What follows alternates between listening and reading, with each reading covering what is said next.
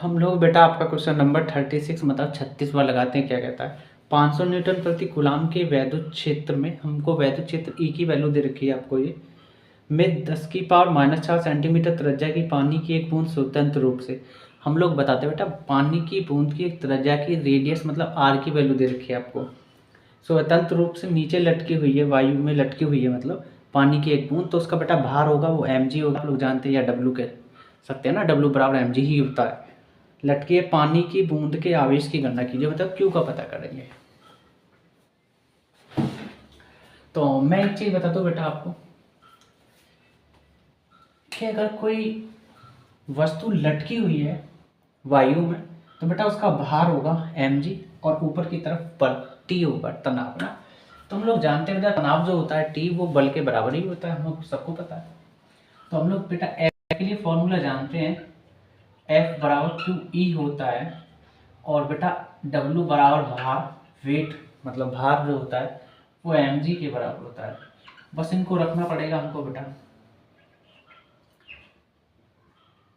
W की जगह mg बेटा, हमें पता है m आपका द्रव्यमान है, g आपका गुरुत्वाकर्षण है, q आपका आवेश है, e आपका वैद्युत क्षेत्र की तीव्रता है, आपको सबको पता है। तो अब हम लोग बेटा क्या करेंगे, द्रव्यमान के लिए फॉर्मूला होता है मॉस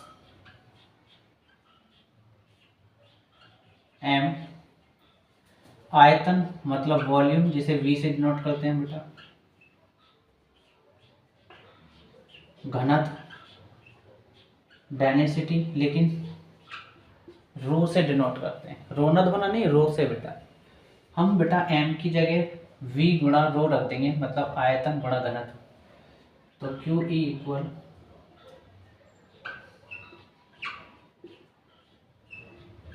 और हम लोग जानते हैं वो जो बूंद है पानी की वो बेटा एक गोले के आकार की बनेगी, इसलिए हम लोग उसे गोले का आयतन कह सकते हैं, बूंद का आयतन कह सकते हैं ना, बात एक की।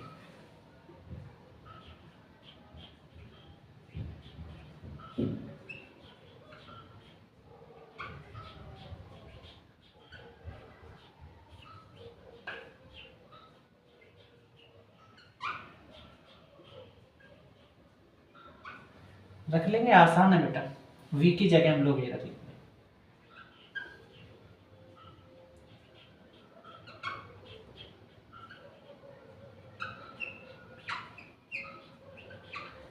e आपका गुणा में है, भाग में आ जाएगा इधर,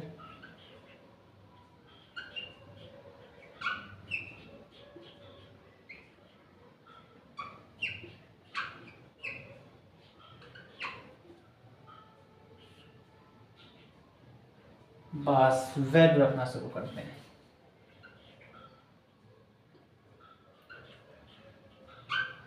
पाई की वैल्यू सब जानते हैं, 3.14 रख लो या 22/7। आर की वैल्यू 10 की पावर -4 सेंटीमीटर बेटा, लेकिन मीटर में चेंज करने के लिए हम क्या करेंगे, 10 की पावर -2 मीटर से गुणा कर देंगे, उस पर घात 3 है तो घात 3 कर देंगे। तो रो की वैल्यू मतलब जल का घनत्व होता है 1000 kg प्रति मीटर क्यूब।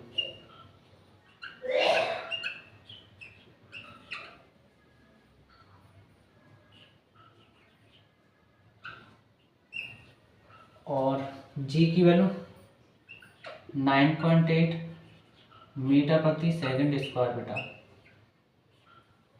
आगे ई की वैल्यू 500 न्यूटन प्रति कूलम बेटा। चलो पॉइंट के पीछे 2 अंक, तो 2 जीरो नीचे लगेंगे क्योंकि पॉइंट ऊपर से हट रहा है। पॉइंट के पीछे 1 अंक तो 1 जीरो लगेगी क्योंकि ऊपर से हट रहा, नीचे जीरो लगे इसलिए। ये 1000 पूरा का पूरा साफ। चलो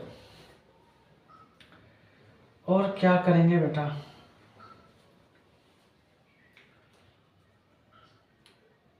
इसको हम Q इक्वल 4 गुणा 314 गुणा आपका 98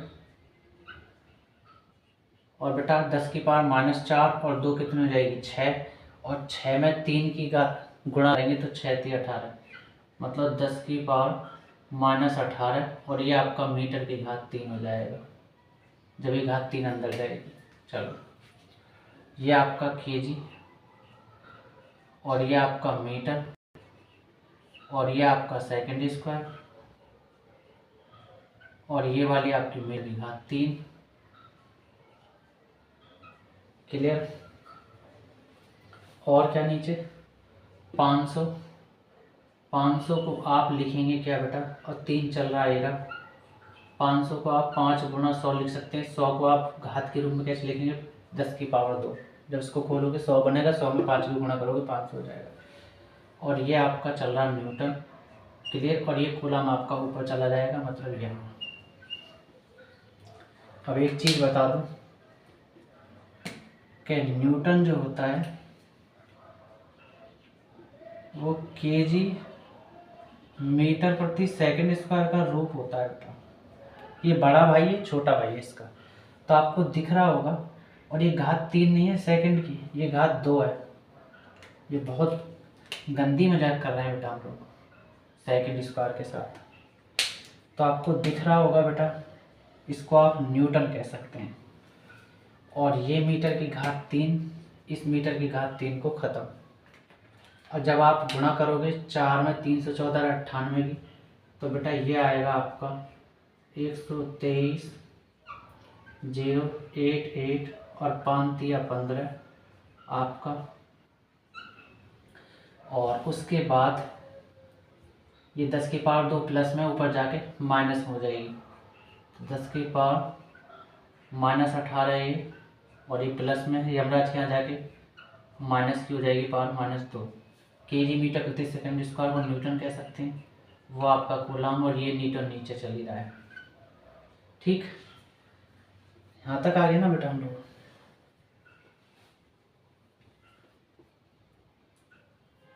सही है। और जब आप भाग दोगे तो आपका आएगा 820.5.8। जब 123,088 में 15 का भाग दोगे तो आपका आएगा 820.5.8, और ये हो जाएगा 10 की पावर -18 -2 माइनस माइनस जुड़ते चिन्ह माइनस आता है, तो 18 और 2 माइनस के 20, और ये न्यूटन से न्यूटन कैंसिल, ये आपका कूलम। उसके बाद बेटा आप Q इक्वल इस पॉइंट को 1 2 3 3 अंक सरका के ला रहे हैं सीधे हाथ से उल्टे हाथ की तरफ, RHS से LHS की तरफ, दाएं से बाएं पक्ष, बुलंदशहर से औरंगाबाद की तरफ बेटा। तो पावर 3 बनेगी क्योंकि पॉइंट 3 अंक उड़ रहा है, 1 2 3। तो आप कह सकते हैं कि 8.2 गुणा 10 की पावर -20, और ये आपका कूलम। लेकिन पावर भी 1 नहीं है, कितनी बेटा, प्लस की 3, तो ये आपकी 3, और ये आपका चल रहा कूलम। तो Q इक्वल 8.2 गुणा 10 की पावर -20 ज़्यादा प्लस की 3 कम है, जब घटाओगे तो बेटा आपकी माइनस की 17 पावर बचेंगे, और ये आपका कूलम। और यही आंसर चाहिए हमको बेटा। क्वेश्चन नंबर हम लोग बेटा आपका 37वां लगाते हैं। अब क्या कहता है, एक धनावेश से तेल की बूंद 1 सेंटीमीटर दूरी पर, तेल की बूंद की त्रिज्या दे रखी है हमको R 1 सेंटीमीटर, स्थित 2 प्लेटों के मध्य उत्पन्न वैद्युत क्षेत्र में स्थित है। यदि बूंद पर आपको कूलम मतलब आवेश की वैल्यू दे रखी है Q की 9.6 गुणा 10 की पावर -10 कूलम आवेश, तथा बूंद का द्रव्यमान हमको M की वैल्यू दे रखी है 10 की पावर -14 किलोग्राम हो, तो प्लेटों के मध्य विभवांतर V का मान पता करना है। कर लेंगे बेटा, आसान है आपका।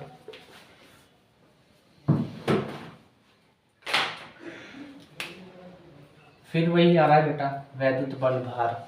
फॉर्मूला हम लोग जानते हैं, F बराबर QE, और बेटा W आपका भार होता है जिसे mg से बोलते हैं। F बराबर mg या W बराबर mg बात है ना, टेंशन ना ले बेटा। तो QE बराबर mg, और हम लोग एक E के लिए फॉर्मूला जानते हैं वैद्युत क्षेत्र की तीव्रता के लिए, V/D, प्लेटों के बीच की दूरी और विभवांतर V, ये तो होता है फॉर्मूला। तो E की जगह रख देंगे बेटा, तो Q गुणा V upon D equal M G. D भाग में गुणा में चला जाएगा, V के साथ Q गुणा में ये भाग में चला जाएगा, ये भाग में तो गुणा में, ये गुणा में तो भाग में। मतलब आप कह सकते हैं कि V इक्वल एम जी गुणा डी और अपॉन आपका Q। इस फॉर्मूले की हेल्प से हम लोग सॉल्यूशन कर लेंगे।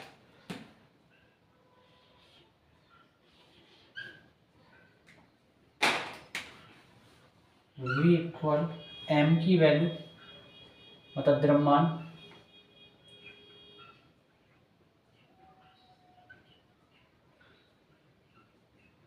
G की वैल्यू,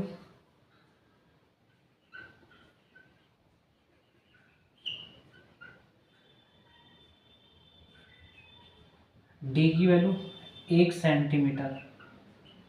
सेंटीमीटर को मीटर में चेंज करने के लिए हम लोग जानते हैं बेटा 1 मीटर बराबर 100 सेंटीमीटर। 100 को पावर के रूप में कैसे लिखेंगे, 10 की पावर 2 सेंटीमीटर।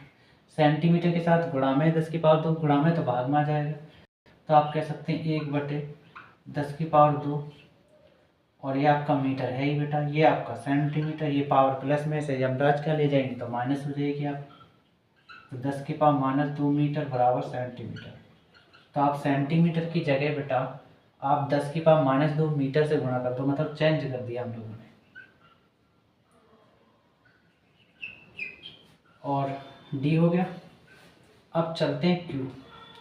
क्यू की वैल्यू हमारे पास है 9.6 10 की पावर -10 और ये आपका कूलम। सही बात है।